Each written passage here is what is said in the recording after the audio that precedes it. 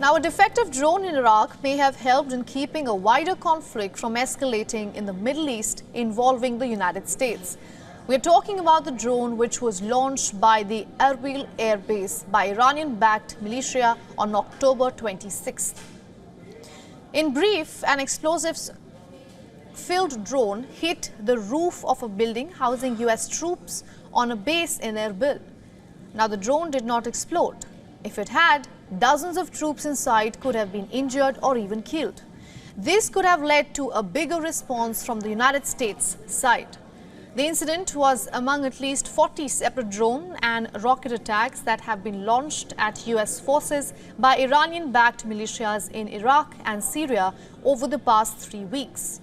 A total of 3,400 American troops are based in that region. The attacks were in response to American support for Israel in the Gaza war. The bombardment has only caused a few dozen minor injuries so far.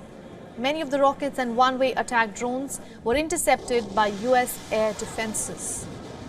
Meanwhile, Biden has so far sought to limit the U.S. role in the conflict, mostly to ensuring military aid to Israel, while neither Iran and its allied groups nor the U.S. appear to want a direct confrontation. The risks are, however, growing. Remember, last month, the U.S. military conducted strikes on 2 targets in eastern Syria to retaliate for the recent spat-off attacks. It hit an ammunition storage facility and a weapons storage facility that the U.S. said had direct ties to Iran's Islamic Revolutionary Guards and its proxy groups.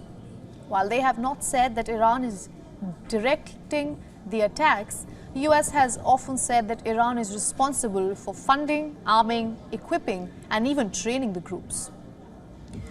Just this week, U.S. Secretary of State Antony Blinken flew to Iraq to push Iraqi Prime Minister Mohammad Shia al-Sudani to crack down on the militias operating there and avert any escalation.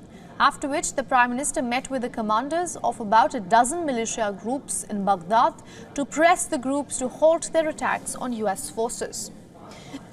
Among attacks outside Iraq and Syria, Iranian-aligned Houthi fighters unleashed 15 drones and 4 cruise missiles off the coast of Yemen that were shot down by U.S. Navy destroyer. The response by Biden was cautious so far, with an urge against escalation. U.S. hopes a military show of force will prevent any serious attack and has deployed 2 aircraft carrier strike groups. It also announced that an Ohio-class submarine had moved to the region. Recently, at a hearing with Austin on October 31st, on being asked if the deaths of U.S. service members would trigger a direct response against Iran, Austin said only that Iran should be held accountable. There is never any justification for terrorism.